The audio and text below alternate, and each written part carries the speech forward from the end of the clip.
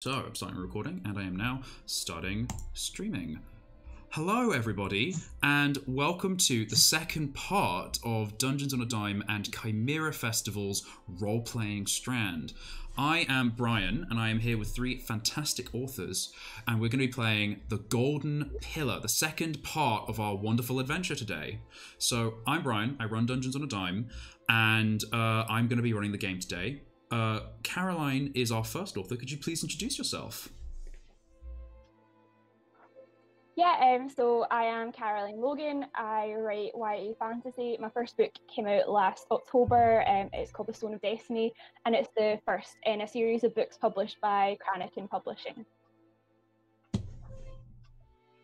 Fantastic. Mike, could you please introduce yourself? Yeah, I'm Mike Brooks. I'm the author of the Kaiko series of space opera novels, and I also write time fiction for Games Workshop's Black Library, most recently Road to Redemption, which we've got there. I've got another one coming out in the summer called Brutal Cunning, and then I've also got my debut epic fantasy novel called Black Coast, which is coming out. It was going to be later this year, but as a result of changes to publishing schedules enforced by the epidemic, it's now going to be in February next year. I think that's going to be a common story for a lot of people, Yep. is that, this little thing called COVID happened and everything has changed. The four nations lived in harmony and then the COVID nation attacked. Oh, God. Yeah. And last but not least, Lizzie, could you please introduce yourself? Oh, hi, I'm Lizzie Priest, author of the Trout Pond series, published by Luna Press Publishing. And yes, I had a book launch that is not happening at Chimera right now, sadly. So we're having fun with this instead. Fantastic. Okay, and we've got all the great adverts for our authors in our little ad window as well. I hadn't changed over from the last group, so everyone is good to go. So, we are going to be playing a fun, very simple system called Adventures on a Dime. You can download all the rules for free at doad.co.uk. That's dungeonsonadime.co.uk. And we're also using some brand new character sheets that are available in Roll20. They're super easy to use. All you have to do is just select Adventures on a Dime, and you can see all the cool stuff and use it yourself at home. So, to start off, we're going to be looking at some safety mechanisms. These are some cute little things that we're going to be using just to make sure that everyone's having a good time during the game. It's always good to do this, even if you're playing with friends and people you play with regularly, just to make sure that if you ever get onto some uncomfortable topics or interesting storytelling, that you're all having a good time and all on the same page. Communication is key. So the first key safety mechanism we're using is called the X card. I'm just going to write that there.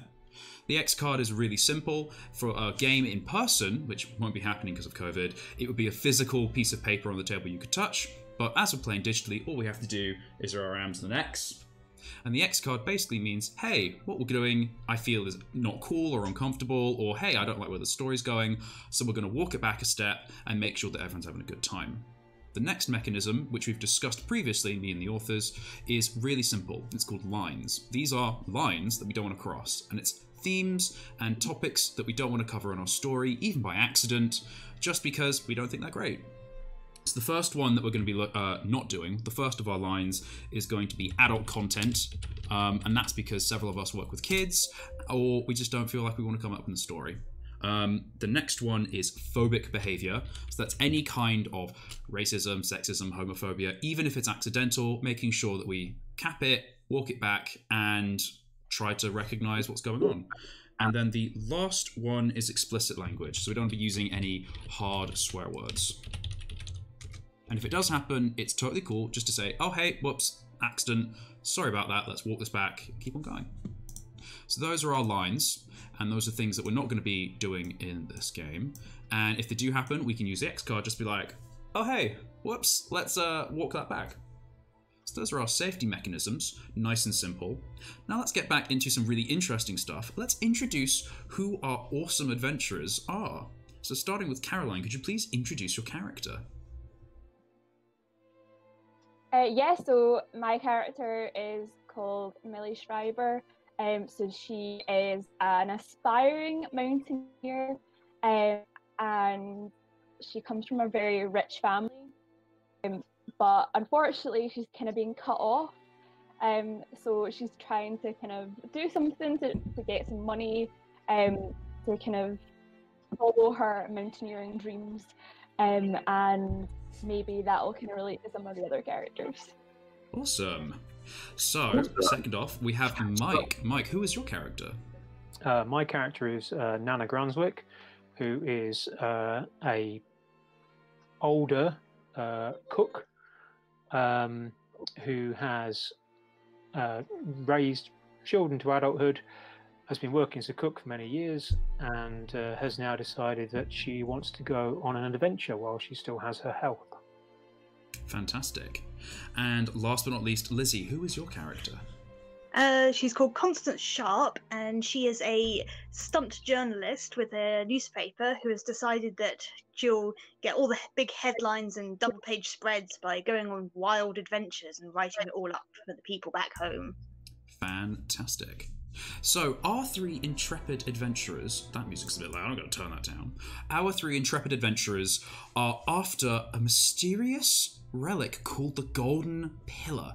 They've all, in their own way, heard rumours of this strange artifact, supposedly worth a lot of money, that lies in ruins at the end of the Black Road. The Black Road being an inky black river that winds its way through the rainforest of the Silver Wilds.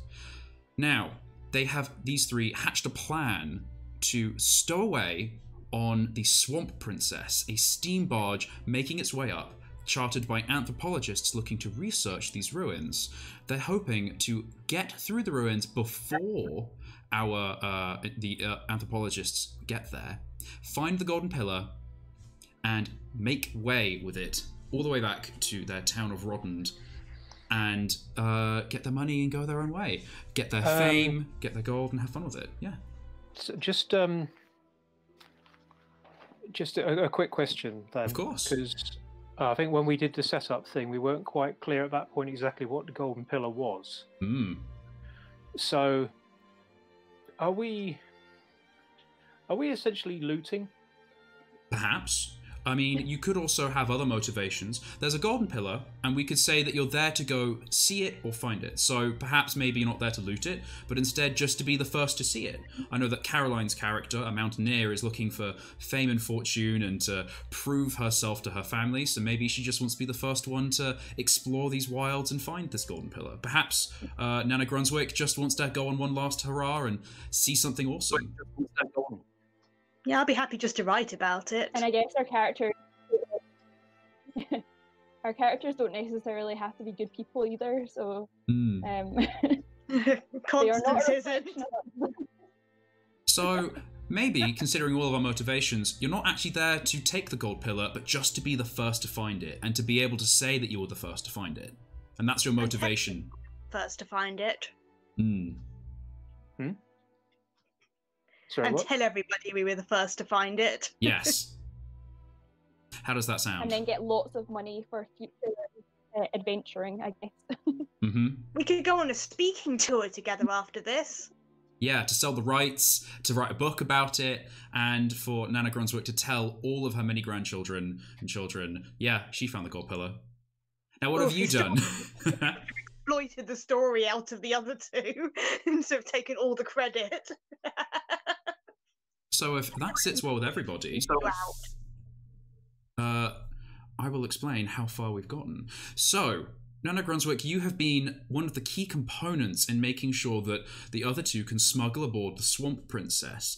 You helped hide them in a wooden crate and have them smuggled aboard, where you were able to, as the ship's galley cook, get food smuggled to them, as well as deflect any attention that they might be there from the anthropologists aboard the ship. Now, it's been a mostly uneventful journey, aside from two major incidences. When the boat, the Swamp Princess, first set out up the river, the anthropologists stopped at an isle of bones, seemingly of fish people, of cat people, and of humans as well. All sorts of strange humanoid bones, ancient, on this island, and against most common sense got off and explored it as well. This small, I won't say island implies it's large, it's maybe only a few meters across. their explorations showed that these bones littered the entirety of the Black Road River. And below its inky surfaces, there were more to be found. Rightly disturbed, they left the island and sailed on up the river. Now, the more terrifying part of the journey happened where a large gorilla, probably the size of a small house, tore through the underbrush of the River Wild and tried to attack the boat. Baboons had fled onto the boat, escaping their tormentor, and the crew of the Swamp Princess tried desperately to escape and managed to feed the monkey food from their supplies to make sure that it left them alone, and then they freed the baboons and went on their journey. Now, Nana Grunswick, this is where, unfortunately, you had a slight issue. You cooked a meal for everybody, and the Swamp Princess arrived at your destination, but it was quite late, and you thought you'd have a nap before waking up our other explorers, before waking up Constance and Millie and sneaking off into the ruins at night. However, you seem to have overslept, and now it's mid-morning afternoon, and you find that the anthropologists have left into these strange ruins they've found, and you're a bit delayed. This is where we're going to pick up the story. You are at the ruins at the end of the Black Road, and you are here to find the Golden Pillar for your adventure, but you are a little bit behind.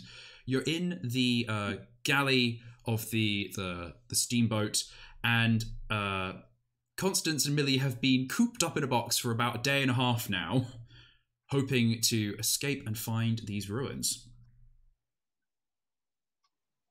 So, Nana Grunswick, how do you react to finding you have napped much too long? I probably curse. But I suppose the important thing to do is to get the other two out of the crate. So you go over and give the creator like a knock and get out a crowbar and from one of the nearby crewmen and kind of get out some of the nails, the box, and then out tumble a very creaky, cranky, tired Millie Schreiber and Constance Sharp. You stretch and let out some of the cramped muscles and the stale air from the box, and generally are glad to have some fresh air, as muggy and sticky as it is in this rainforest. Wow, things we do for work. Yeah, Yes. I am so glad to get out of that box. Yes, no offense, Millie. I don't want to do that again. So it has been a really, really long, tiring journey. And now you have a ruin ahead of you to explore. A mixture of trepidation, excitement, and nervousness fills you. The other crew, having been paid for this journey and probably willing to make their way home as soon as possible, rumours have been that this journey has never been completed before. The ships have always gone missing or lost in the Silver Wilds. They're more than happy to let you leave and explore the ruins while they stay on the boat. So, is there anything you'd like to try and do on the boat or to prepare yourself for your exploration of these ruins before you set out? I think we should get some provisions. Good thinking. Very fair. Yeah, I think So, good. what sort of stuff would you like to try and find? Or bring with you?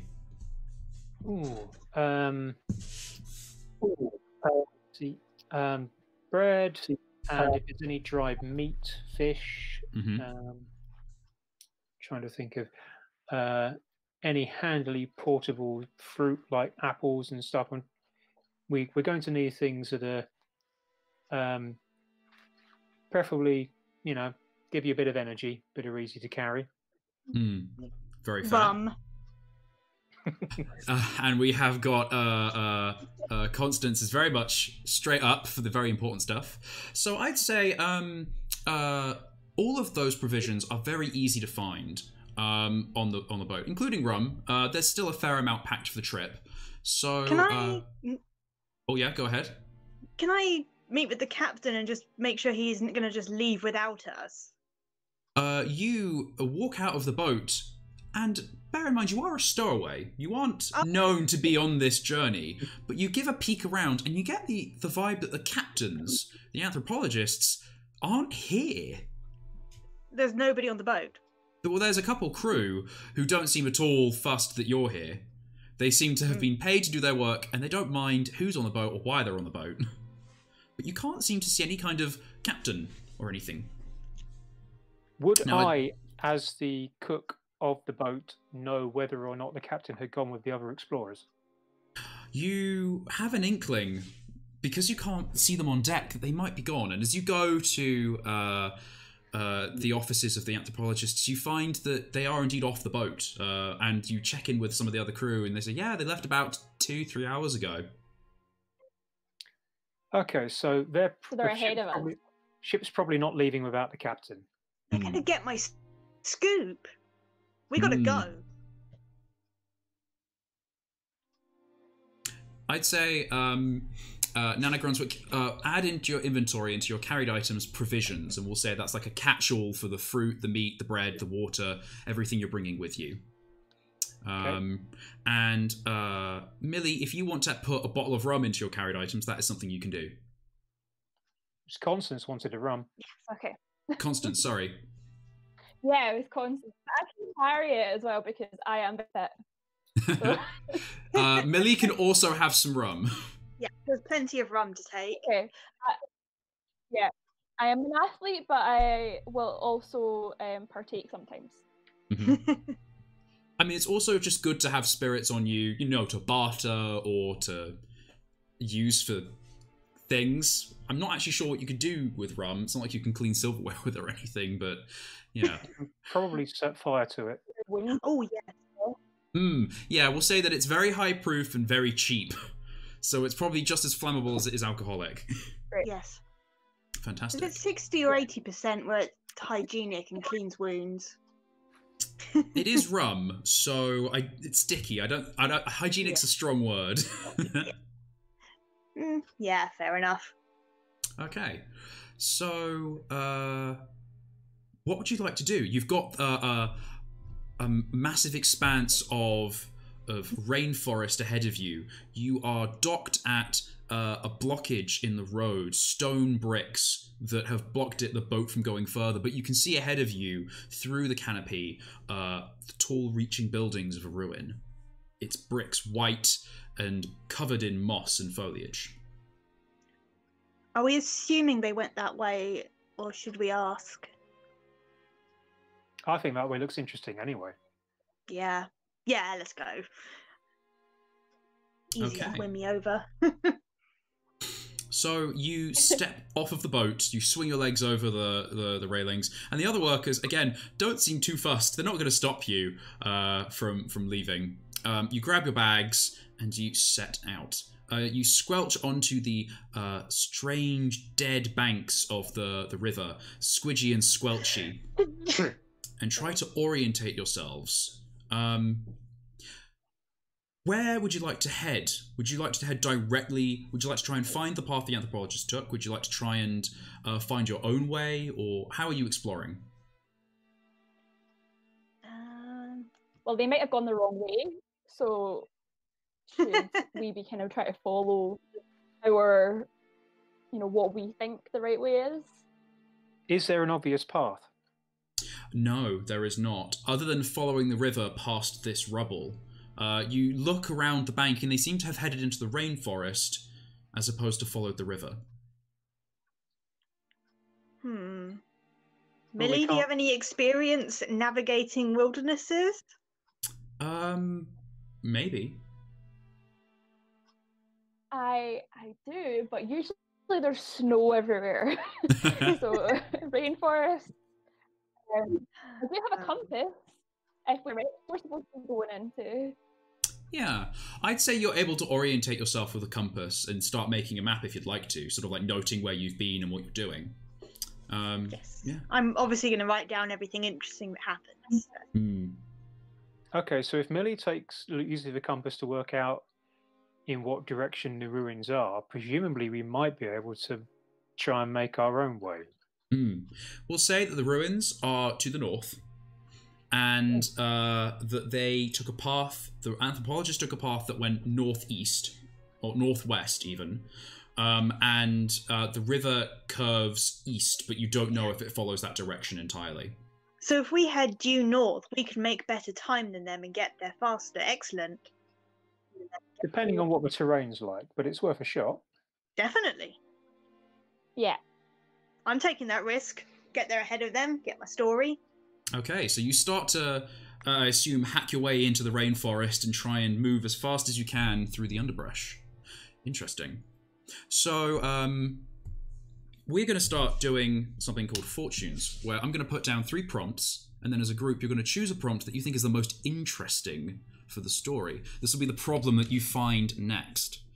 So the first prompt that you could choose from is biting. The second prompt is scratching. And the third prompt is hunting. Which of these words do you think will make for the most interesting story? Scratching? I'd say hunting.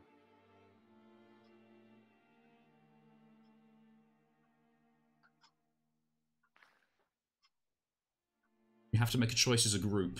Yeah, I would. Sorry? You'll have to make a choice as a group. Yeah, no, I was wondering what Lizzie said. Oh, never mind.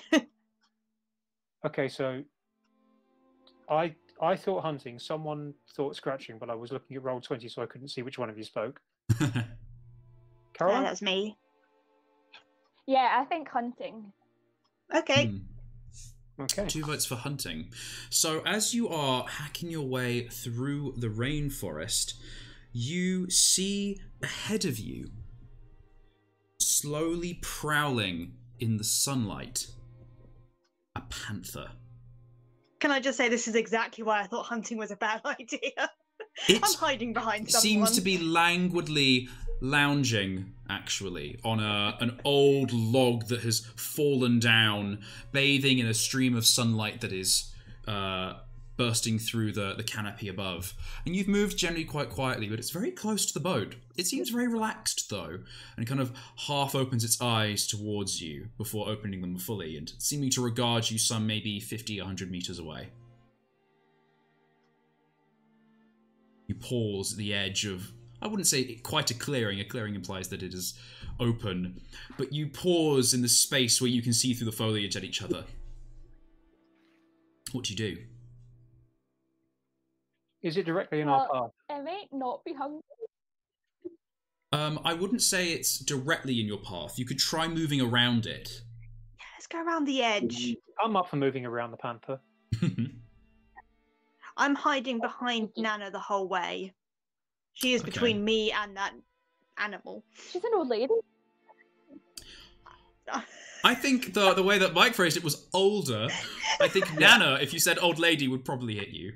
Yeah, I was going to say, you're asking for a swap with a frying pan if you use that sort of language. See, she's stout and she has a frying pan. She's clearly the one to hide behind. So, frying pan out, but slow and cautious, you start to move around the panther. I would like everyone to make, I'm going to say, cunning rolls. So trying to be cautious and slow with the panther ahead of you. Oh, well, that's not good for me. Yep, I've got an 8. So we've got 1 in from Lizzie, 1 in from Mike, and Caroline might update in just a sec. Sorry. What did you roll? What did you roll?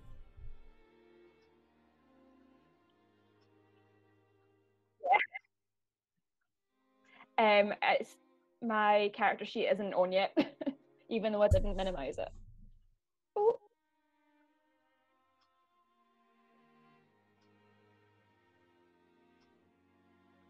As in you can't see it? I'm just looking at my actual site. No, I mean my physical dice. Oh. Okay, I've got my character sheet up now. It's just taking quite a long time. Yeah, the character sheets are cool because they've got these buttons that you can roll, and then we can see the result. Right, that's... Yeah, it's now come up with constances, and now it's come up with nanos.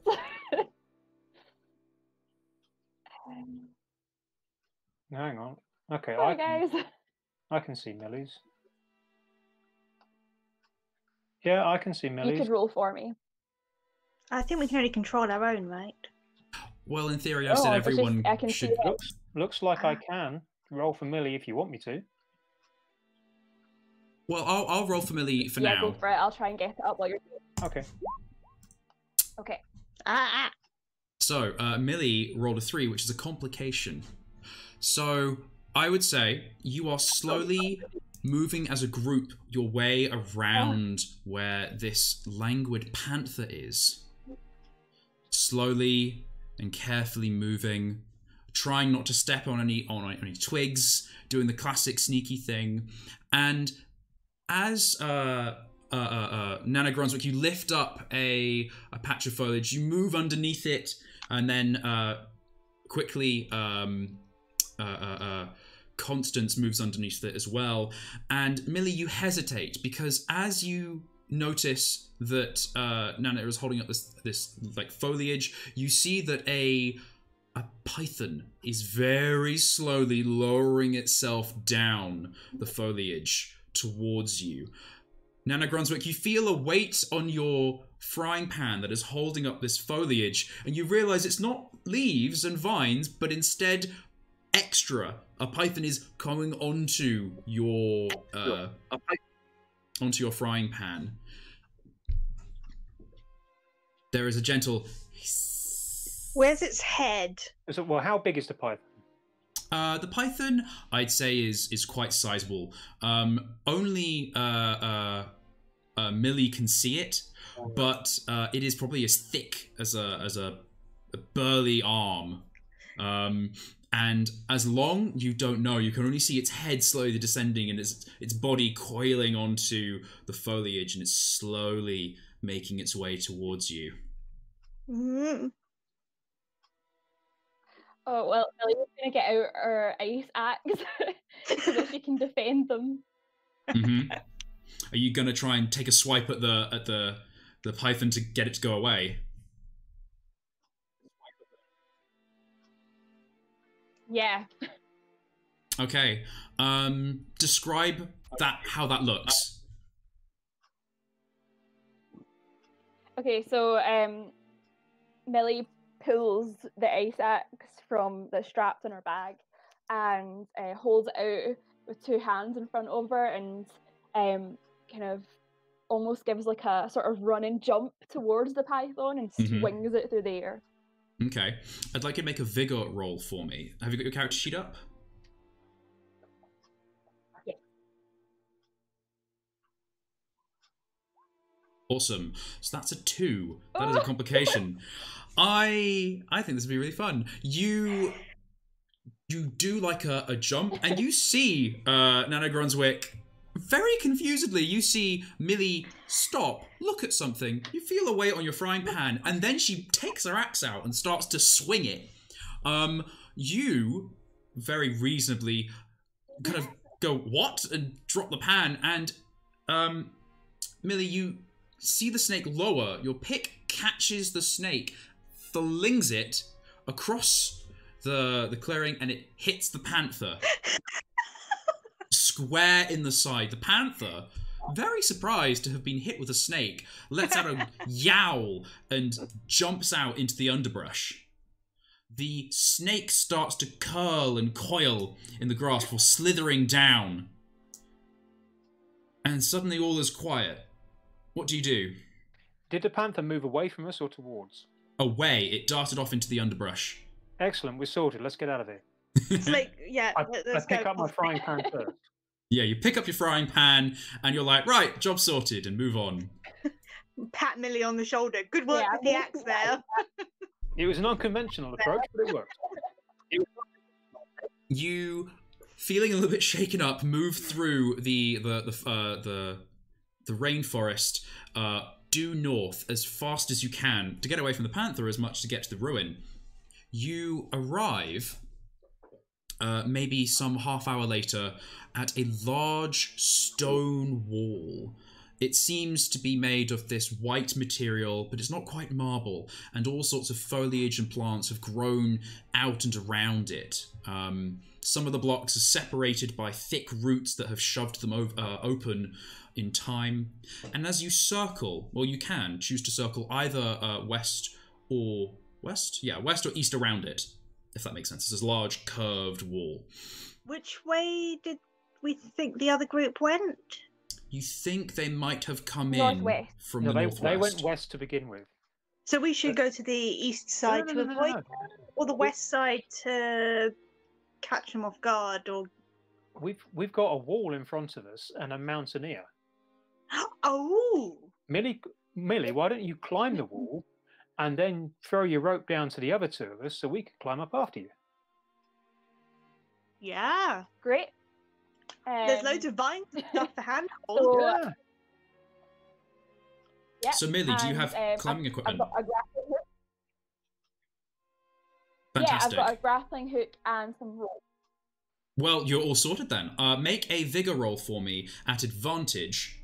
So you roll twice and we'll take the better result because you've got everything you need to get going. Yeah, okay. So vigor. Nice! Ooh. So already you don't even need to roll a second time. Okay. Oh, that is a real flip there. You got a critical success and a hijinks. So we're going to ignore the hijinks, the worst result you can get, and we're going to go with a critical success instead. You throw the grappling hook up, attached to the rope, and hear it on the very first throw chunk into some kind of solid surface. But with all of your expertise, you know to always test a rope and set it up properly before climbing. You give it a good hard, like, pull, and then you put all of your weight on it, and it gives way. Some of the rock above crumbles and falls down. The grappling hook falls to the ground.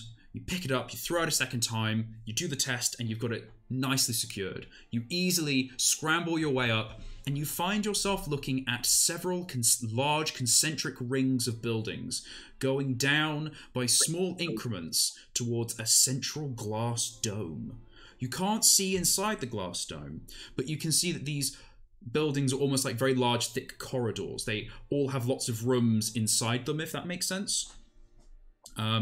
So you're on the outermost ring of maybe 3 rings. Now... See the golden pillar! Not yet. You see that many of these buildings have ceilings made of maybe crystal or glass, and many of them have crashed and broken inwards. You can easily help up Nana Grunswick and our friend Constance as well. And you're all up here looking... Oh, before we go up, can I examine the stonework and just see if there's anything like patterns and designs on it? Sure. Make a cunning roll for me to see how well you're able to kind of put together this information. Ooh, 5. So 5, a success. You're examining the stonework, and it doesn't seem to have any kind of pattern or carving. There's no runes or like hieroglyphics, if that makes sense. It seems That to was be very boring of them.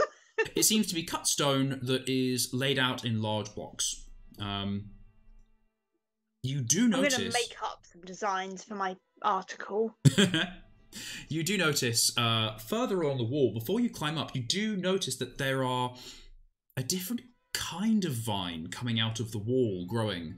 Because as I said, there are some roots that have forced some of the bricks apart, as you know plants can do as they get older and they grow into small gaps. But you notice that holes have been drilled further along and some roots are let out. They are sort of... You kind of handle them, or do you handle them? They're sort of like about as thick as 2 fingers and as wide as 2 fingers. I can poke them with the end of my pen. Before you do that, I'm very good at identifying plants. So maybe I should try and work out what they are. Nana, what are these?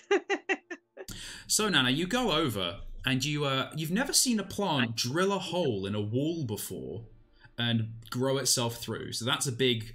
number one, like, this is a strange one.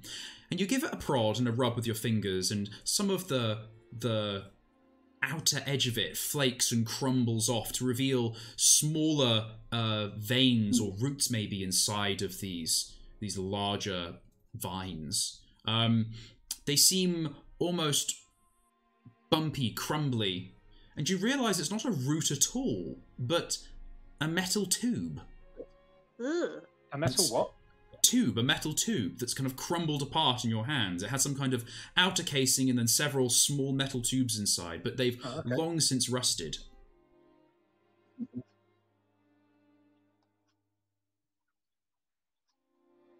Right. So really, where are these again? these are further along the wall before you climb up. They seem to have been drilled out of the wall, and the vines grow into the ground. It's very strange. And the vines go into the ground, or these metal tubes that look like vines go into the ground? These metal tubes that look like vines. In fact, they're not vines at all, you know, because you're like, this is not a plant. Right. So there's metal tubes coming out the wall and going into the ground? Yes. Okay. You. Well, kind of wipe your hand of the rust and crumbled outer casing and surmise, yes, it's not a plant. I'm going to take a very quick sketch of that and then go climb up. So Fantastic. You scribble it away in your notebook. And Nana Grunswick, do you climb up onto the top of the building as well? Yep, it's weird, but I'm more interested in getting over the wall. Mm-hmm. So you climb atop the wall, and it is the outer wall of this large building. So you've got like a rooftop that you're standing on, large and flat, and you're able to see out and see everything that Millie has seen as well. Now, you have a decision to make. Do you move along either west or east on these outer buildings and try and find a way through inside the buildings, or do you try and jump down onto the next roof to make your way in? is there anything, is the seeming end goal of this in the centre of these buildings or beyond these buildings? I'll draw a little diagram, so to speak, on the Roll20 of what it sort of looks like. So you've got a large outer wall. You've got an inner wall. When I say wall, I mean these are rings of buildings. So there's And nothing You beyond have them. a final wall and a glass dome, a final set of building and a glass dome at the centre. So you So guys... we should definitely be heading inwards, not... Yeah. Right. You guys are here-ish. Okay. So walking around the edge of the wall to get to the other side wouldn't be much point, would it? Potentially. There's you don't no know way if there's... to... There doesn't seem to be any way into this central building with the glass dome from the outside. Potentially. We don't have the capability to build a bridge straight across, do we? There's no planks or... What sort of tools have you got? Nothing bridge Nothing building. to build a bridge, no. No, no rope, no... There's no planks up here, it's just stone at the top. Yeah, or crumbled stone. You see that many of these buildings, there are bits that have crumbled inwards, where the ceilings have caved in or walls. In fact, you do notice something rather peculiar. You notice that there is a shearing of the buildings. Now that you're above and you can see it, there is a shearing, a massive crack that runs through the ground, like this. Oh, if we from head the to that, southwest we might find broken inwards. walls that would make it easier to go straight through. Okay, sounds good. Yeah, let's head down there and then get to the crack. Down there. So you move along the top of the buildings. Very interesting. So as you head round, it's a mostly peaceful walk. You are very careful to make sure you're not stepping on what could look like loose stonework, and you're staying on what looks like the majority of the wall as opposed to out onto constructed areas, if that makes sense.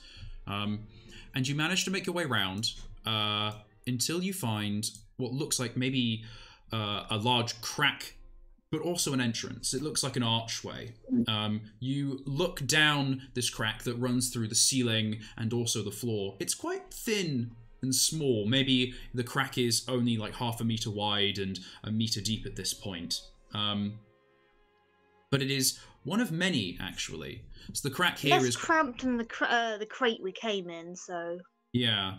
The crack itself is deep, but there are others nearby it as well. And one of them is deep enough that it actually seems to have some kind of the inky black water of the Black Road flowing through it.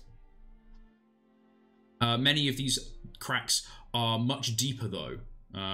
Maybe some 10 meters sometimes. But the crack that you're looking at appears to open into an opening chamber, maybe. There are vines of all kinds growing and draping down from the ceiling. And Nana, you notice immediately that these vines are red ivy, and they are poisonous to the touch. Right, I'm having trouble visualizing this. What's the crack in? So it's sort of in the floor and the ceiling. So if Floor draw a and shape. Floor and the ceiling of what? And where are we? We're still on top of the wall, the outer wall. Yeah. We're on top of the wall. So if this is where you are, if that makes sense, you're on top. If you're here, then there's an entrance. If you're looking, it's sort of there's maybe like a doorway there. Sorry, just quickly. Is there any way I can get rid of all of our icons at the bottom because it's on Roll20 because it's obscuring what you're drawing? Well, you can scroll down. You can zoom out as well. No. Oh, okay, right. This is weird. Okay. So every time I try and move it, it doesn't move the way I'm used to stuff moving. If I try and move it, it zooms in or zooms out and goes off to one side. If you go to your top right, there with the little arrow icon, you can hit pan view, and then you can use that to click and drag around. Arrow icon. Top right. Top left, even. Sorry, okay. Dyslexic. Pan view. Okay, that makes more sense. So we've walked onto this building? Yes. So you essentially climbed on to the top of this ring of buildings and then walked round to where this crack is. And you can see that the crack is both in the ground and in the ceiling. And you feel that maybe something caused this crack and also cracked the building open, if that makes sense. Okay. Yeah. So you can see that there's a little crack in the ceiling, but a bigger crack in the ground. That's what I'm saying. Right. And you can see that Oh, yeah? Go ahead. So if we climb down to ground level, we'll be confronted with a couple of tunnels and cracks through the second inner building. Through this building here. And you can see through the ceiling that this room is filled with just draping wildly grown red ivy. And actually looking down, you see that some of the red ivy has been cut. How recently? You wouldn't know how recently, but you'd assume that it could be probably the anthropologists or some other person moving through. Like, it's been very cleanly cut with a blade. Well, that means a tunnel for us to go through. Catch them up.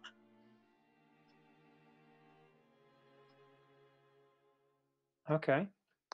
Or are we going to try and go our own way?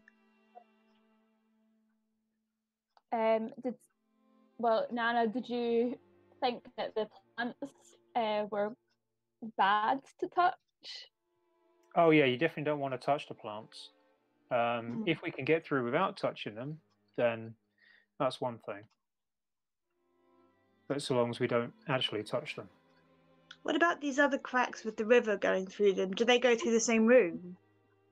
They seem to be like there is a crack in the room, but there are other cracks that go through the building, and maybe through all of the buildings. You're not sure. You'd have to explore and see. It seems like the earth has opened up in some spaces and not others. But some of the others might not have the red ivy?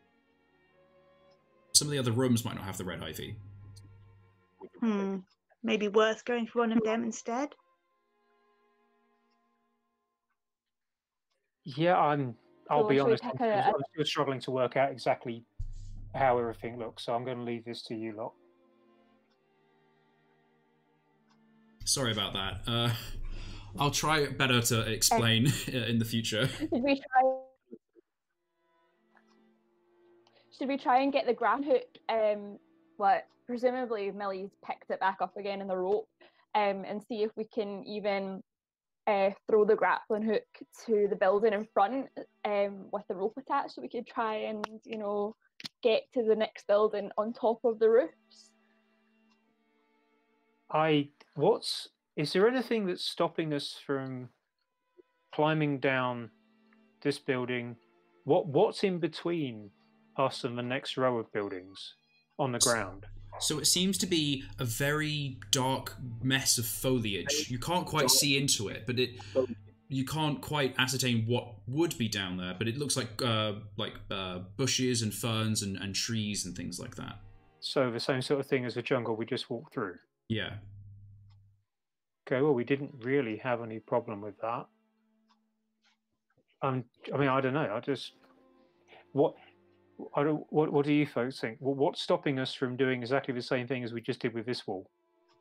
Because the other group seems to be ahead of us and have already cut a path. It might be an easier trip because they've already made it easy for us. Do we want to follow right on their heels, or do we want to try something potentially more dangerous and slower, but avoid them? Well, I suppose if they've died, then maybe we'll see their bodies and not encounter the same fate, so we can follow them if we want. Okay, for that logic, I'm saying Red Ivy Room. Nano Brunswick coming in with some very, very practical viewpoints. Loving it. So you want to follow the path these anthropologists have taken? Yes. But stopping before the place where they died, if they have. If they have. Not just like walking straight over their bodies going, oh, I wonder what happened here. Yes. Of course. Yes, very, very good logic. No time for a kip. Okay. Room as well. So we're avoiding the ivy, but just kind of like start after that room. Yeah. So basically we're trying to climb down the side, aren't we? Yeah. So I'd say, because you've got your climbing gear and you're very good at what you do, you're able to easily make a guy line down to get into this building, into this outer ring, and go into the place where there was the red ivy. So you enter into that chamber, and using your, I'd say, like your tools, some of you, like your climbing gear, your axe, or your frying pan, or whatever you've got at hand, you're able to kind of push the red ivy out of the way enough that you're able to... lantern as well. Maybe we could try burning it back a bit. Well, if we can get past it by pushing it, there's no sense in setting fire to it. Yeah. It could be dangerous. Oh, toxic smoke. Yeah. Yeah. I'd also say you can easily, like, now that you're trying to avoid it, it will take you some time, but you're able to navigate and move through it and use the path that has been partially cut for you as well. Trying to burn a wet, growing material wouldn't be too effective.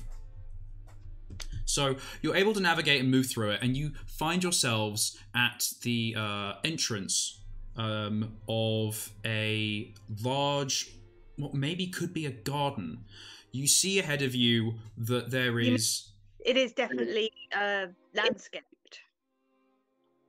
Possibly. Now that you're on the same level as the foliage, again, I'll draw a diagram so you understand what you're seeing. So you have this outer building here. It's not to scale, obviously. You've got this door that you've come through on the outside. So you've come in here. There was the red ivy in the ceiling that you've avoided. And now you're in sort of like this outer little area before you get into the next, presumably, building. And it seems like there are maybe stone planters or possibly plants and things growing. It seems a real mess, though. There are plants everywhere, but they're growing rampantly. And the ground seems boggy and squidgy. Uh-oh.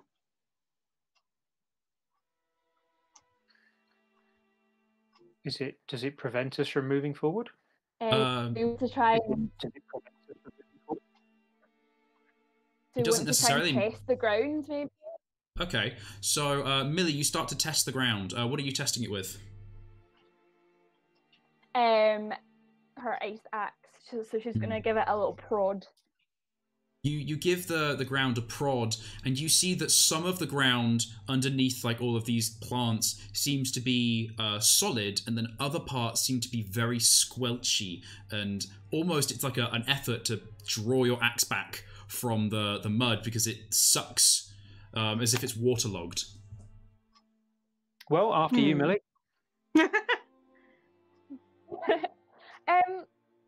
We couldn't just go over this building, could we, using the rope and the grappling hook again? We've got to cross the garden first. Yeah.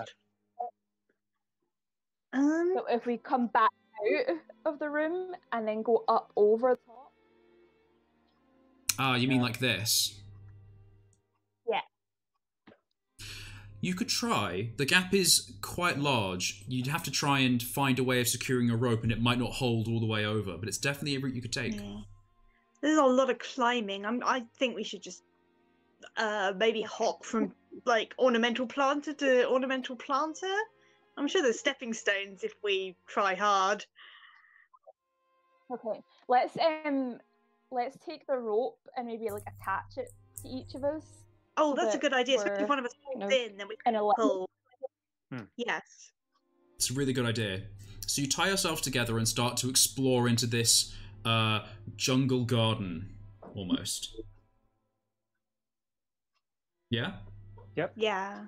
Fantastic. So you're moving forward, you're slowly testing the ground. Who's going first? Me, I'll go first. Oh, okay. Yeah. Wait, you're experienced. I'm just excitable. Okay.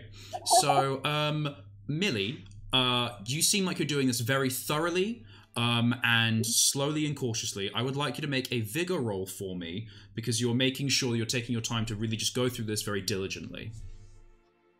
Okay.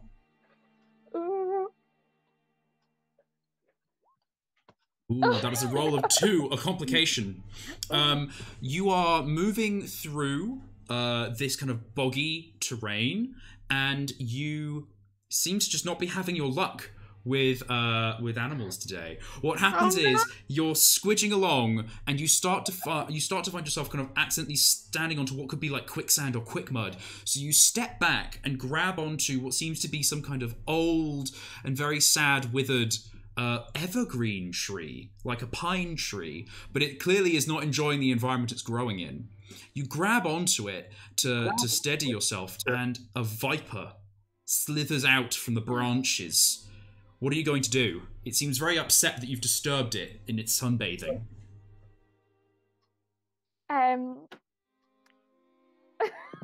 Well, okay. Here's a question.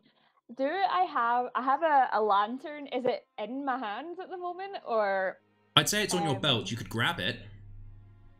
Yeah, I think I'm gonna grab my lantern and kind of like shake it at the viper and like try and make it go away from me. Okay. I have another plan if there's time. Yes, I'd say Nanograms could react. What do you want to do? I have, as part of my equipment, I have protective equipment such as oven gloves. Mm-hmm. I could quickly put an oven glove on, and well, I suppose how close does the viper look like it's about to bite us? I'd say it's looking pretty angry. Okay, so I could put an oven glove on and try and get hold of the viper behind the head. Perfect. I would say Nanogrons could make a vigor roll to do that, or a cunning roll, whichever one you want to do. Well, I'm more cunning than I am vigorous, so it feels like it could either be like good reactions or a steady plan, so I'll let you do a cunning roll for that.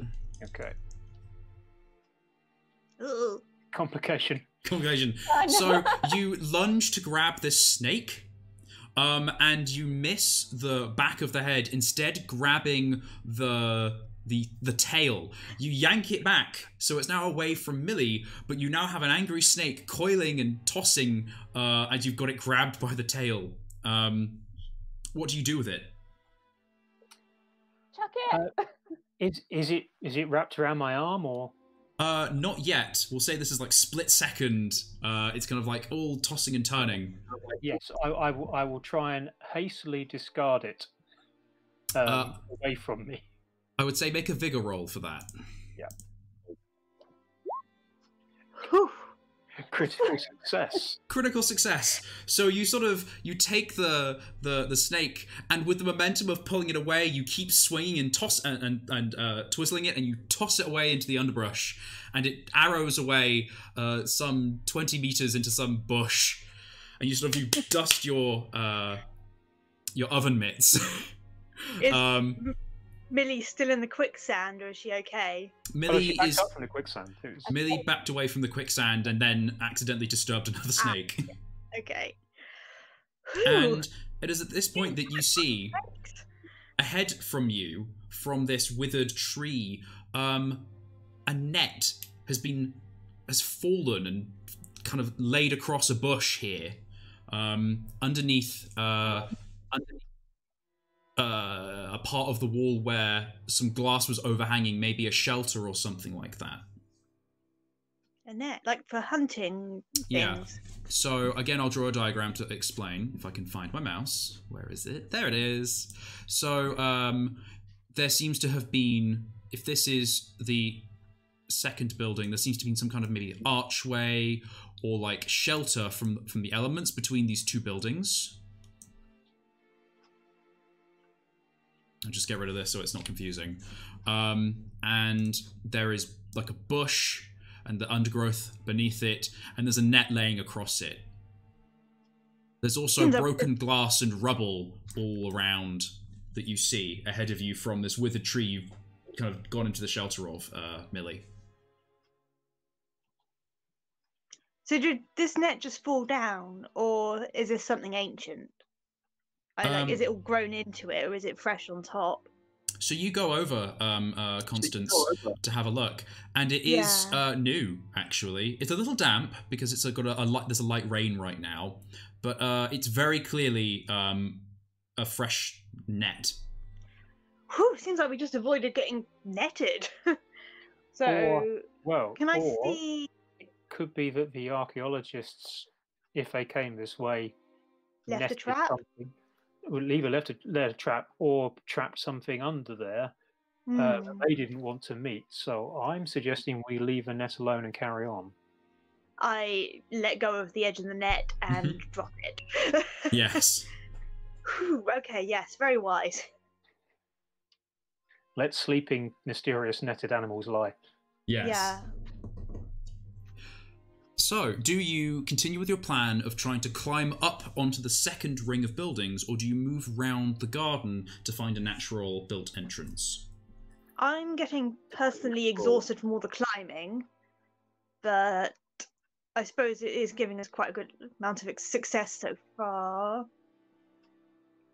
I think that also I don't know if we'll be able to get up over that glass that's overhanging. Yeah. So yeah. And is if that we fall off one the off last feature, or is it all the way round? Sorry, Mike, you said something? I just said if we fell off into the glass, that would be very painful. So. Oh, yeah. But is it all the way around, or is it just over the door? Not all the way around. There's just parts where it looks like maybe there was some kind of shelter, sort of like in a garden, if that makes sense, like in a beer garden. You know, sometimes they've got like those like vine netting things. So we could kind of go around and see either the first hole or the first bit where there isn't an overhang and go through or over, depending on what we come to first. Yeah. Yeah. So that's the real question: through or over?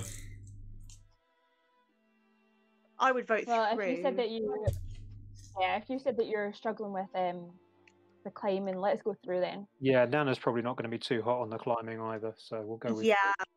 I also have a character who is not very sturdy with all I feel like this is a bear hunt now. It's over or under or through.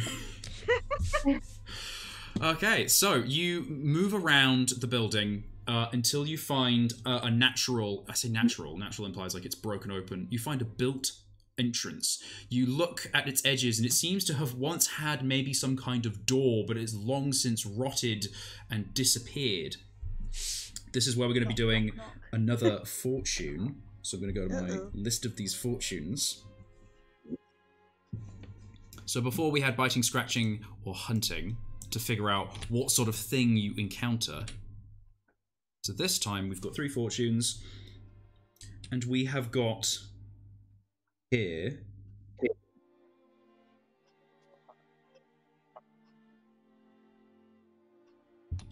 The more you take... the more you suffer. We have got unequal reward.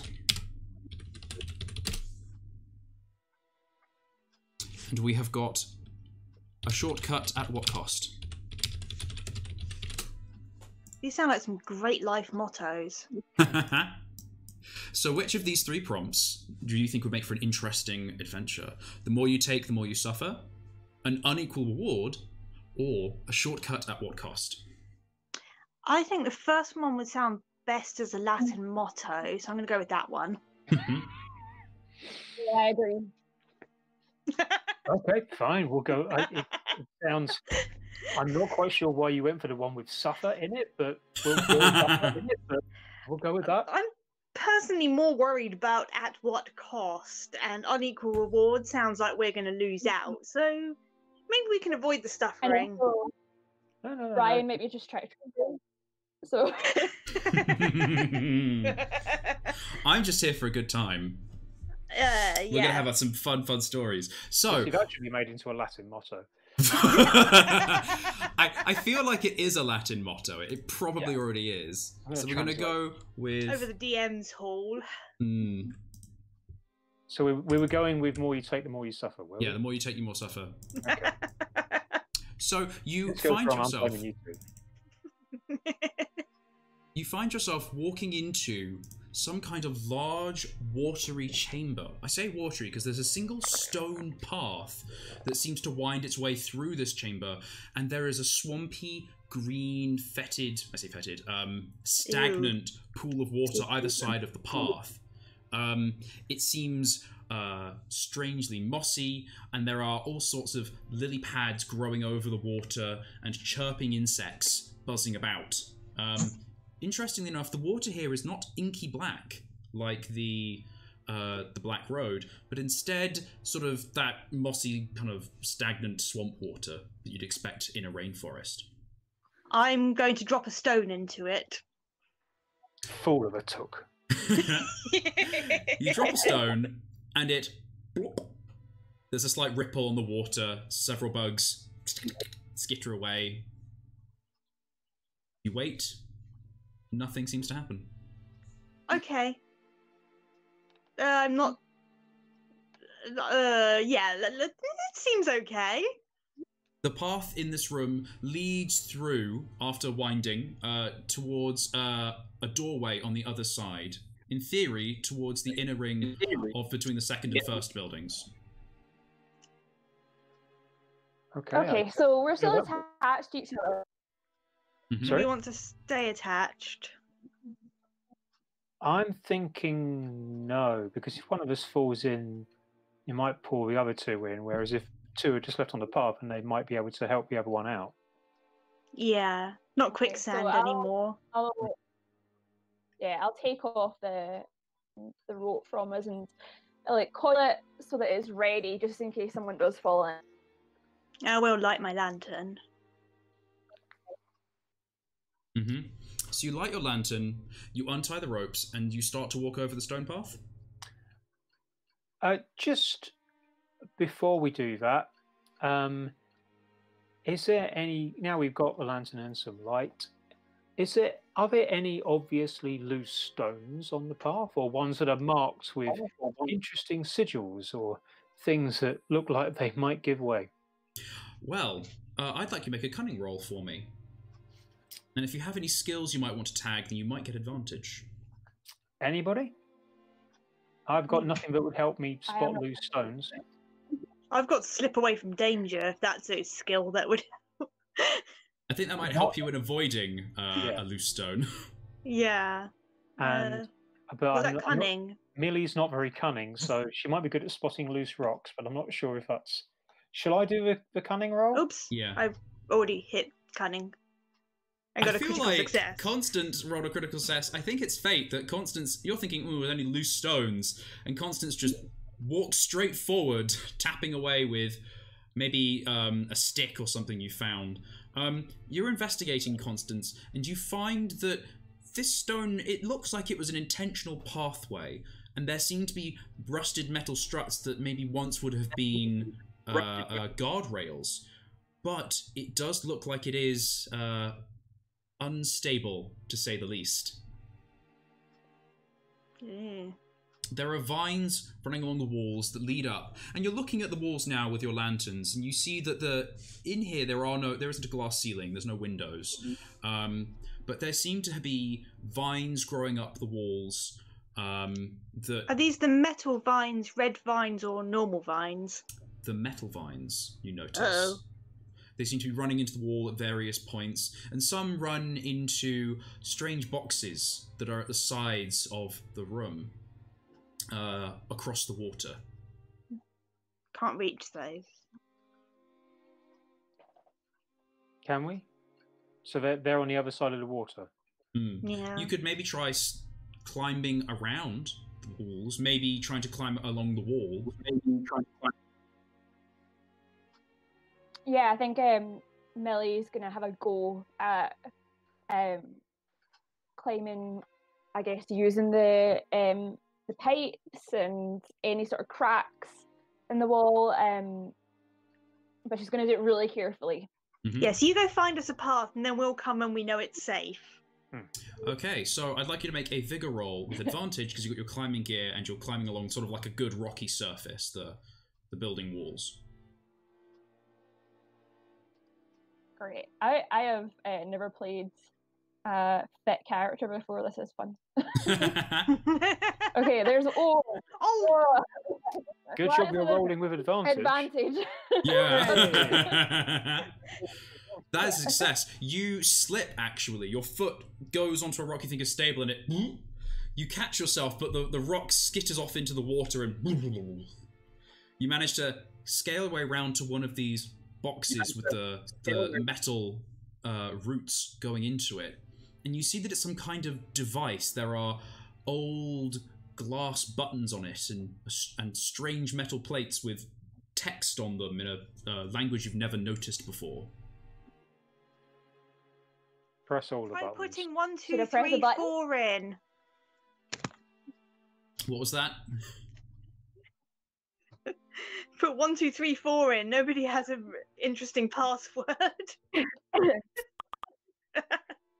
Press buttons. Go on. What could possibly go Yeah, wrong? I want to press a button. You press a button at random. It's at this point that you hear, feel more than hear, some point off, maybe a few rooms away, the crumbling of rock and the kind of the vibration of something collapsing.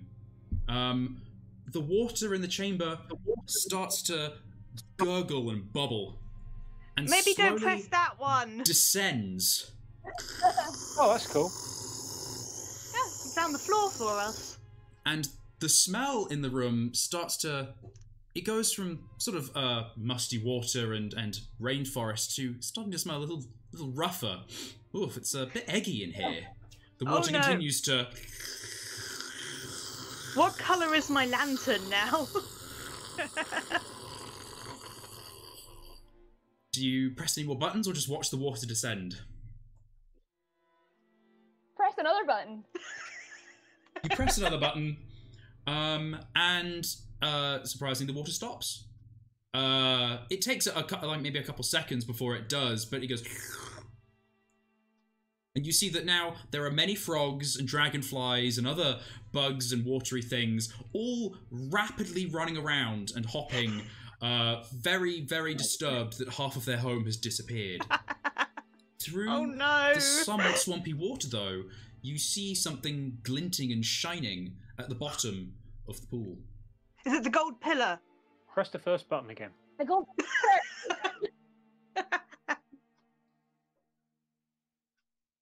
What do you do? Press it, press it, press it. Press another button. You press another button. Press the first button again. So make the water drain further so we can see what the shiny thing is. Yeah, okay. So, let's do that. as you press another button, the water slowly starts to descend again, and the smell of rotting vegetation and sulfur spews up from this boggy bottom of the pond. But you see glinting and shining amongst the muck and the mud something silvery. Wrong metal. Fine, what is it? The water is now entirely descended, and you can see at the bottom of this pool very muddy, something glinting silvery. It's small. Okay. Can we find out what it is? If you go down and investigate. I'll go down. Go on, Constance. Yeah. So I'm too Constance curious. cannot resist the glittering treasure that has been unearthed beneath the water. I'd like you to make a vigor roll to try and climb down the slick surface of the pond. Oh dear, this is my smallest dice. It's the smallest for all of us. 5. 5. So you're able to cling to the sides, and there's some vines and plant life growing. You're able to slowly lower yourself down maybe 10 feet into this pool, and you end up squidging into the mud below. You sink down to your knees in the mud, and it smells awful. You trudge through the sludge over to what this glittering thing is, and you pry it out of the mud with your hands. You've stowed your notebook away, but you're now covered in this stinking slop. You pull it up, and it is some kind of jewelry, maybe a crown. And as the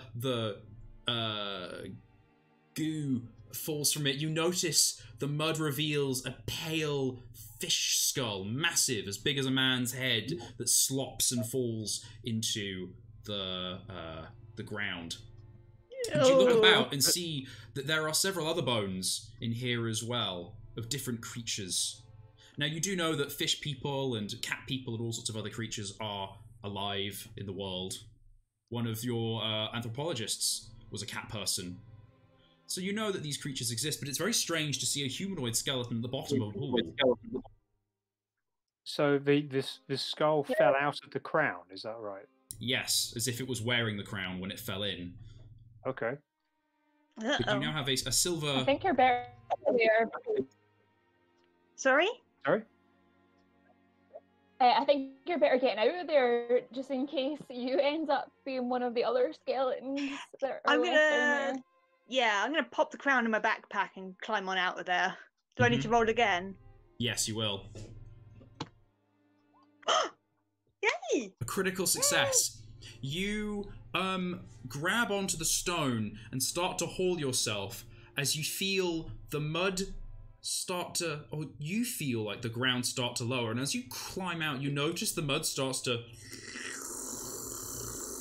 and it starts to descend lower as it seems to suck into something. You notice the skull you had unearthed from this diadem you found is sucked into and then under in the mud as it drags into some kind of cavern or abyss that has opened from you just removing all the water. Saved this treasure from being lost forever. I did a good service by recovering it before it could have been taken into the depths. It's an interesting approach, Will.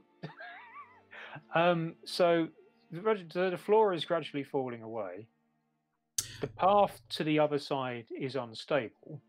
It is. You notice now that you're looking at the path that the water descended that it's arches of stone that would have, with most of the arches below the water. With the water removed and the mud sinking, you see that the path is starting to wobble.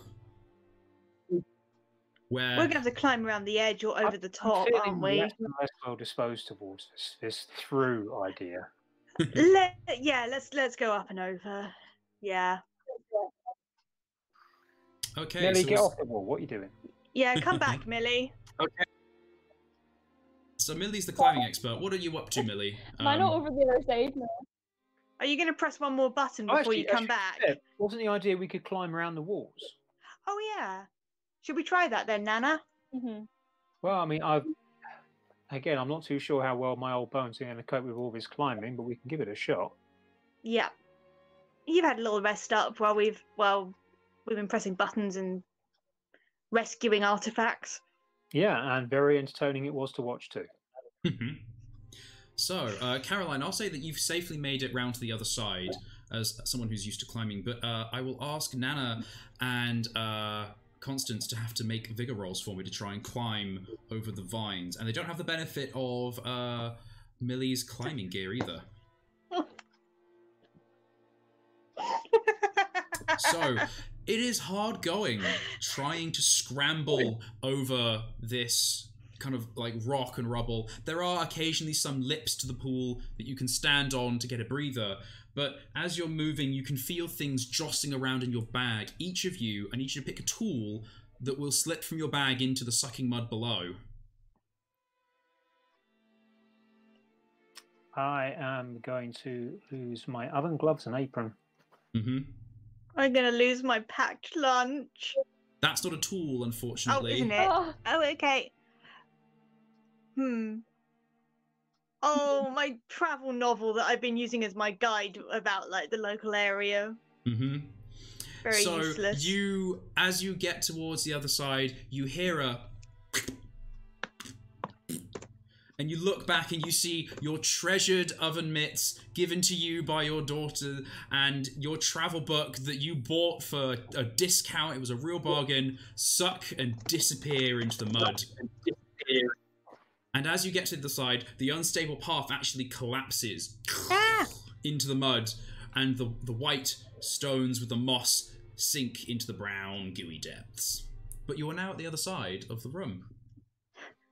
Looking out, you now are on the inside of this ring. So you're in the second area. So you are here. You see Are we? that there Is the thing in front of us now the central bit, or is there one more to climb over? So this is the central bit with the glass dome, because you were here, you've gone here, and you moved through this, and now you're here. Right. Okay. So we just need to find a door, and we're at the center. There is this very, like, it's completely opaque glass, if that makes sense. You can't see through it, and it seems completely caked with dirt and years of grime. But you've got this building in front of you, and again, it seems to be maybe some kind of garden or something very strange. So, but it's well, hang on. You say it's a building, but it's a garden? Oh, so you're in this sort of garden space here, Oh, and you've got a building in garden. front of you. Right, gotcha. Okay, I guess we... So the question is, are you going, trying to find a door in, or are you trying to go over into the glass? As you, What sort of... So we're in a... Is the garden pretty much the same as the one we walked through previously? Yes, it seems just as full of overgrown vegetation and possibly hidden snakes. Okay, so if we go around the place looking for a door, that could take some time and involve a lot of snakes. We could climb up to the top, maybe, although again, we're doing a lot of climbing. But yeah, was the dome smashed? We could climb down through it. No, it's opaque. Oh yeah. So all the other glass is smashed, but not the dome. The dome seems to have held itself up. Yeah. Blah.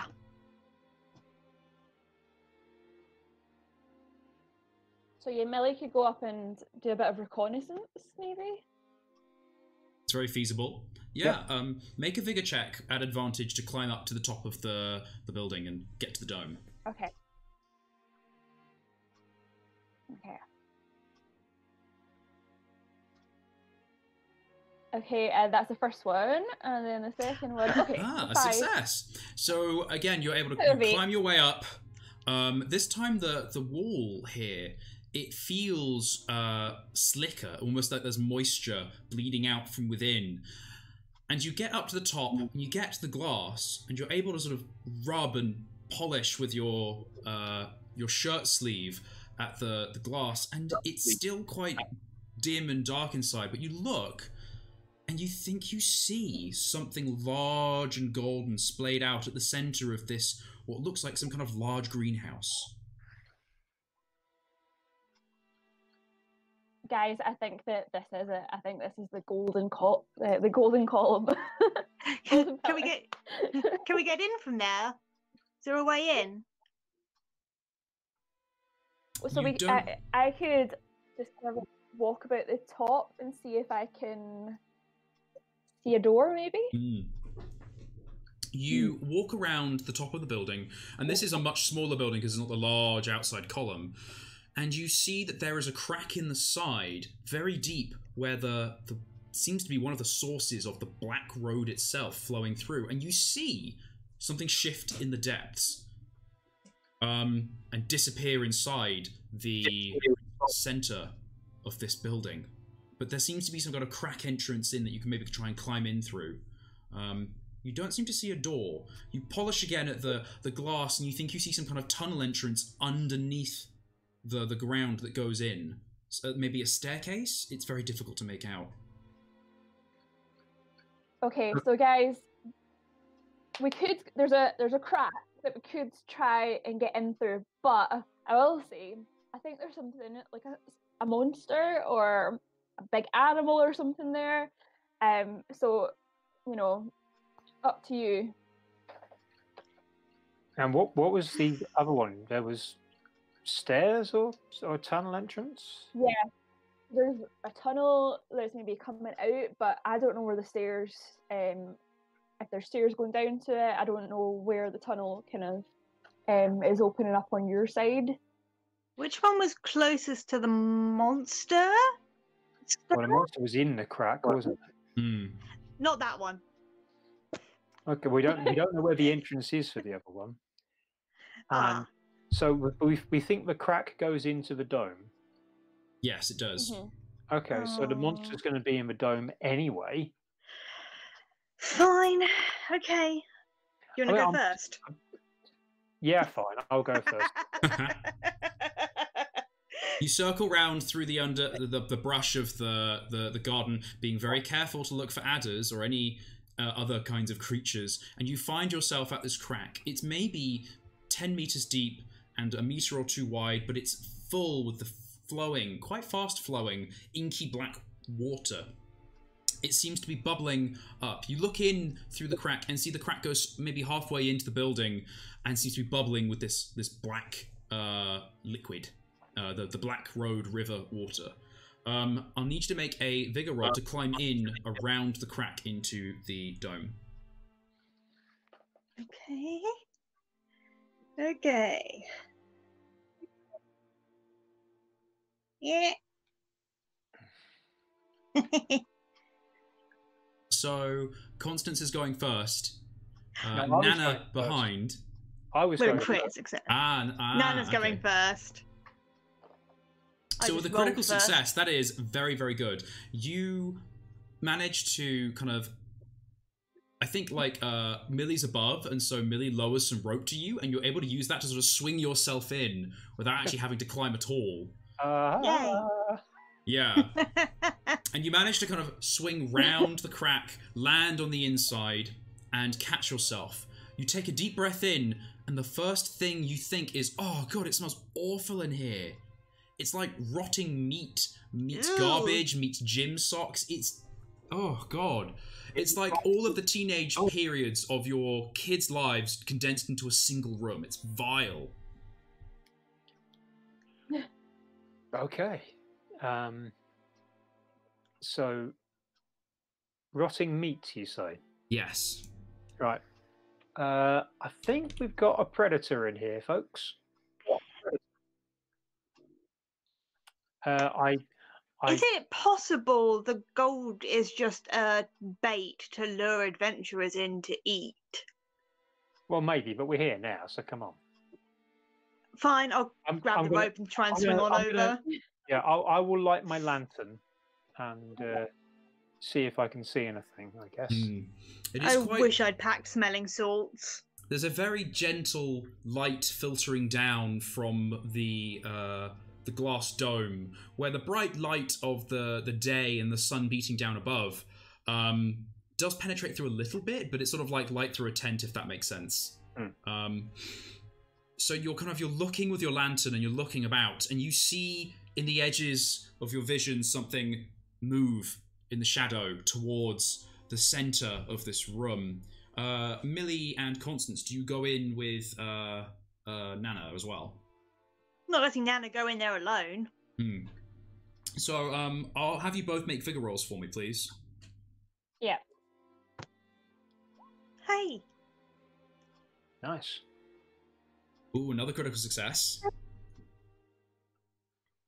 What about Millie? And oh, come on, work. We'll see if it goes. We'll see if it goes.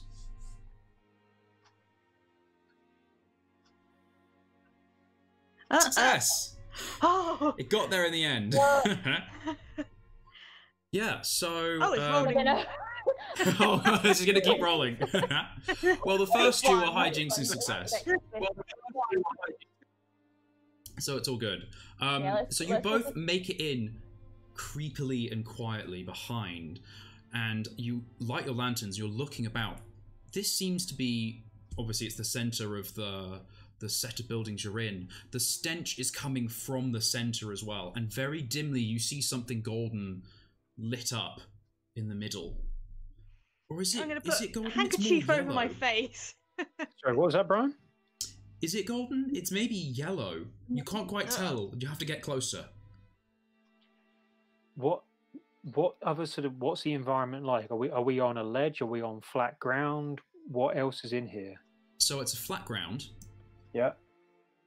And there seem to be, actually, it only seems to be some kind of like raised central area. Now, plants have managed to grow mostly inside here, and there are occasional columns of stone that hold up the ceiling. But there seems to just be the central area, and benches as well, in between the columns. Benches? Yes. The crack has come in here, and this is where you've come into. And you see something moving in the shadow back here. Back where? Hang on. Where this little dot is. Sorry, I've got my... Sorry. Okay, so I didn't realise you were drawing a diagram. Oh, that's fine. I had my character sheet up. So there's a crack, and what's the arrow pointing at? So that's the kind of the shadowy area, and you're over where I'm going to do this other circle with the little plus in. This thing. So we're here. Okay. So this shadowy thing that's moving is on the other side of the central area. Yeah. Let's keep it on the other side. What, but walk towards the central area? Yeah. Okay. So as you move forward, you let your lanterns fall upon the golden pillar, and the stench grows even more intense. You see ahead of you that it doesn't appear to be a pillar at all. It looks like it's a flower? It's very big. Maybe the size of two men standing on top of each other. And it's what? A flower. It's huge, massive flower. And you come forward, you see it's got a shape sort of like this. Sort of an oval shape. It could be mistaken for a pillar, maybe. With leaves coming out the bottom. Flower. And it smells awful. Is this what we've been looking for? Sorry, what was that? Is this what we've been looking for? Have people been saying that this is a golden pillar? This probably might be what you're looking for. It's giant and yellow, and it smells like rotting meat, and it's awful. The closer you get, you see more flies are buzzing in and out and around it, and it seems to have been grown in the specific stone box. You peer around it, and you see that there is a large fishman, rather thin and weedy, and standing there in a swimming costume. And he goes, hello? Who? Nana Granswick, is that you? And Nana, you recognise the voice as one of the crew from the ship. So yes. What's going on here? How did you get it? Well, there was a crack in the floor, and I was mostly very bored of hanging out with the anthropologists. They were looking at a room with some old tools, and it was a bit boring. So I ventured on, and I swam in here, and it does smell pretty rough. Yeah, do you know what this flower is? It's a flower? Ooh, I honestly have no idea. We found all sorts of skeletons of people and places. It seems like there was an earthquake here. Probably caused by the flower getting really big. Maybe. I'm not really meant to be here. I think I'm meant to still be with the anthropologists. I might go back. You can hang with us. Sure. what do you think you'll do now? I mean, Well, this also, is the golden pillar. he pauses and goes, "Who are you?" And to the other two of you, Oh, I'm a journalist. Hi. were you here all along? Yeah, definitely. Yeah.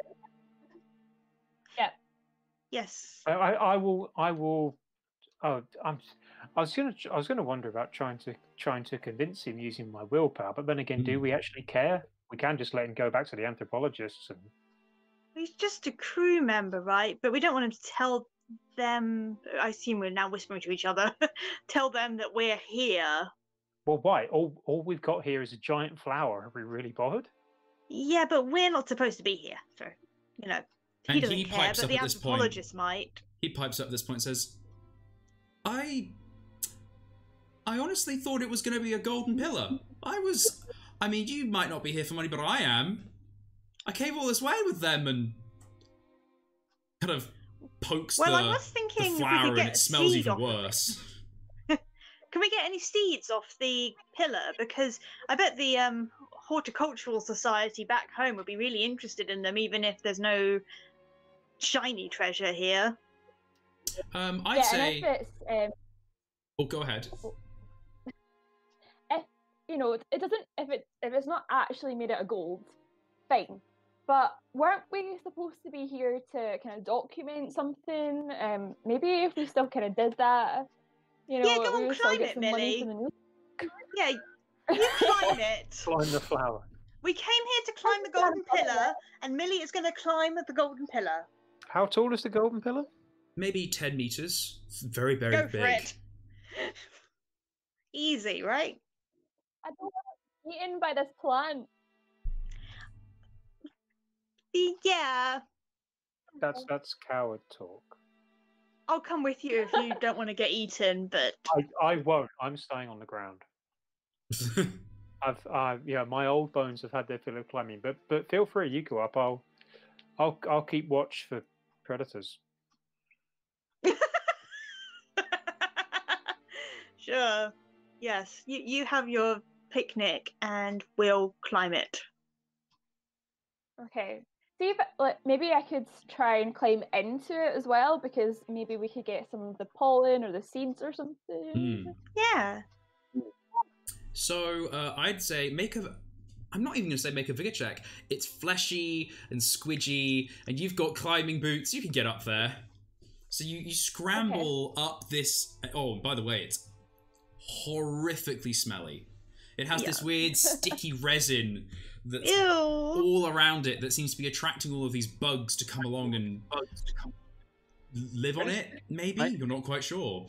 But you, with all gusto, squidge your way up to the top of this flower, and you find that it has a small bud at the top that is folded out, a very gentle, small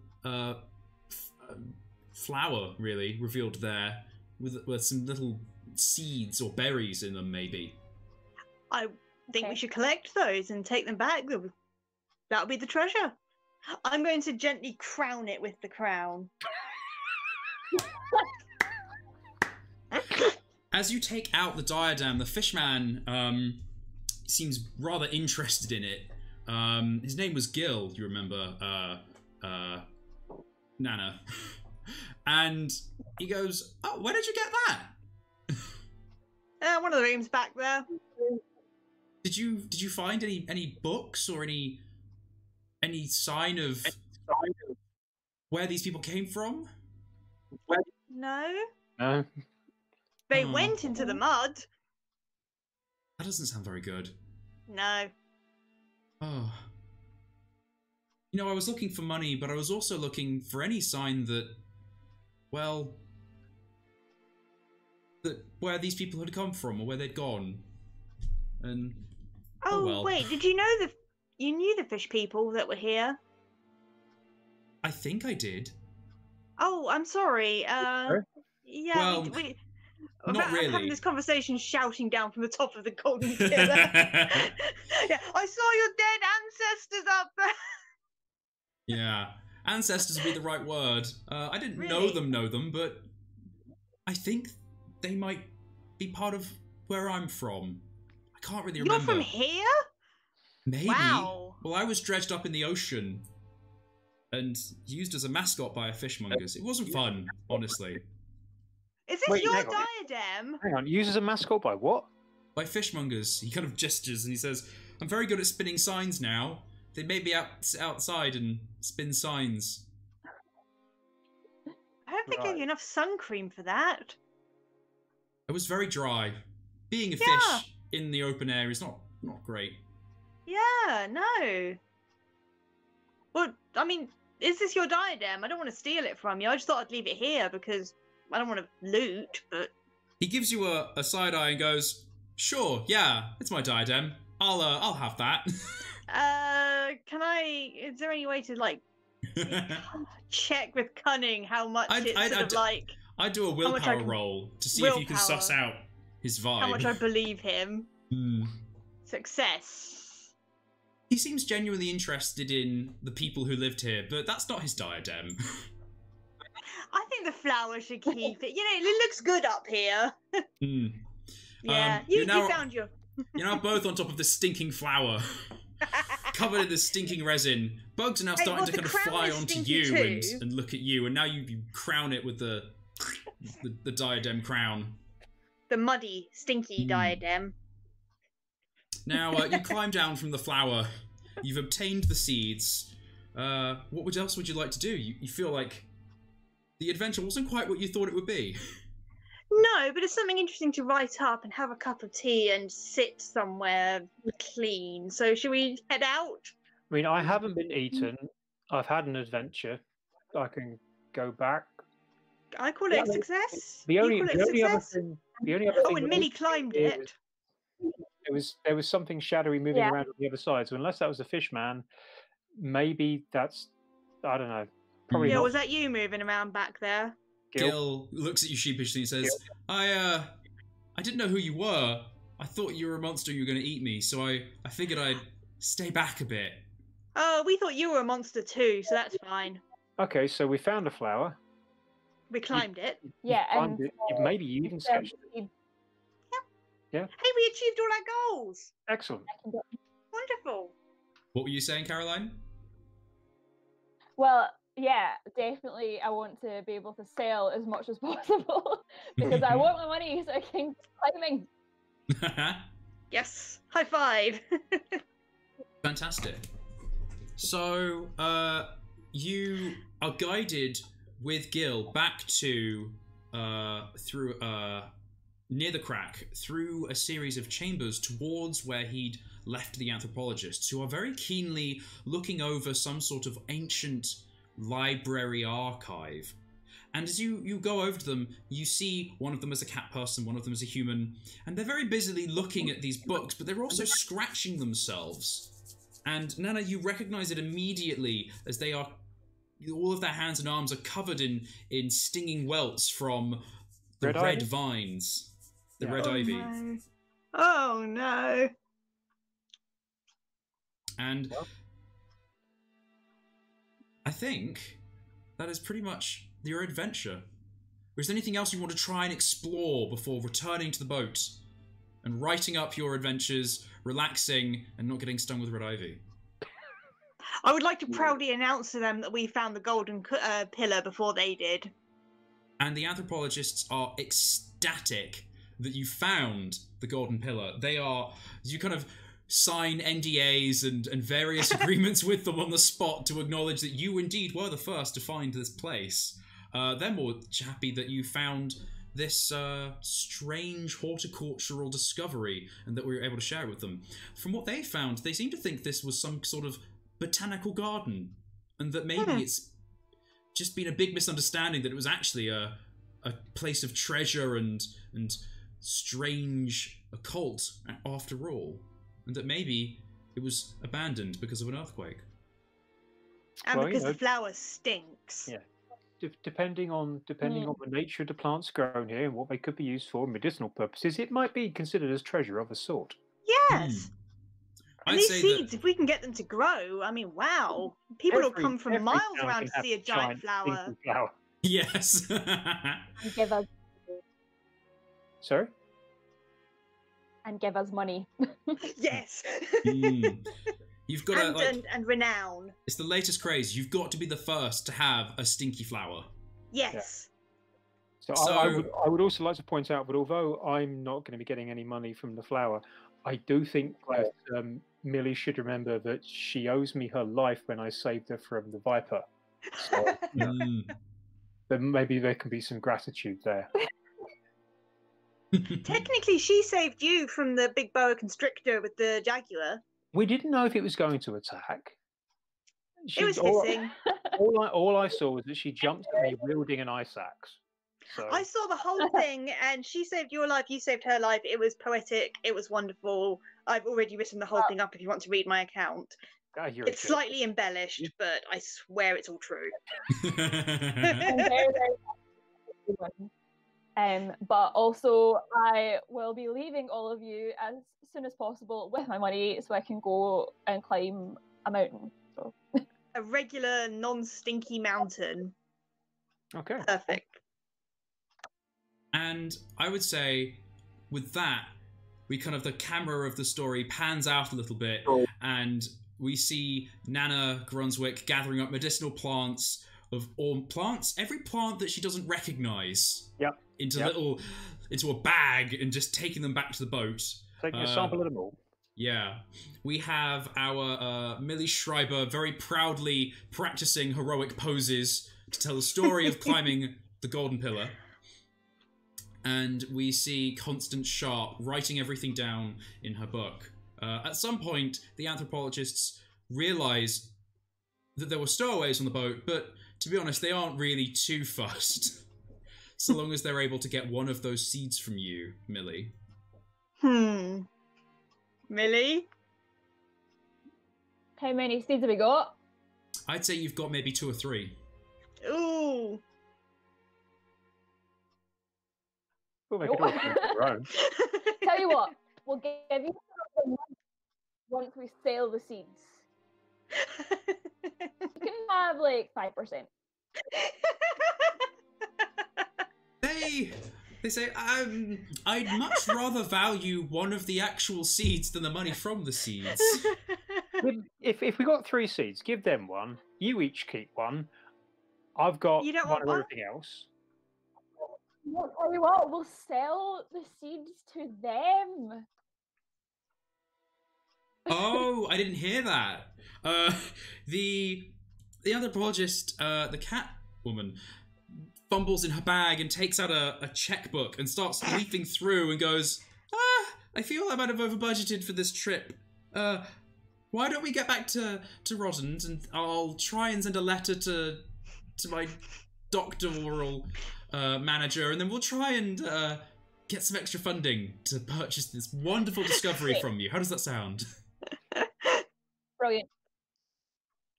Fantastic. Okay. Well, I feel like that is a natural conclusion for the Golden Pillar. So that was a fun little adventure between 2 groups. The anthropologists of Group 1 who had ventured into and up the Black Road towards this ruin, and you, the adventure-hungry stowaways who actually found it. Yeah. So thank you very much for joining me today. I'm Brian, and I run Dungeons on a Dime, and I've been the wonderful host of this game. Had a really good time. Caroline, please reintroduce yourself for anyone who wasn't here at the beginning of the stream. Yeah, so I am Caroline Logan. I write YA fantasy, and my first book, The Stone of Destiny, was out last year, and my next book actually is out this year in October, and it's called The Cauldron of Life, and it's published by Cranachan. Awesome. And Mike, please reintroduce yourself for everybody. I'm Mike Brooks. I'm author of the space opera series, the Kaiko series. I also write tie-in fiction for Games Workshop's Black Library, most recently being Road to Redemption. And my epic fantasy debut, The Black Coast, will now be coming out in February of next year. And last but not least, Lizzie. I'm Elizabeth Priest, author of the Trout's Pond series, another young adult fantasy published by Luna Press. And Fantastic. And if you wanted to play with these rules, you can get them for free at doed.co.uk. We played with the system Adventures on a Dime, and it was just a fun laugh with you guys. Thank you for coming along, everybody who watched at home, and for my wonderful authors playing with me as well. And please check out the rest of the awesome events at the Chimera Festival as well. yes, thank you. It was really fun. I'm going to end the stream here, so I hope you have a fantastic day, everybody. See you soon.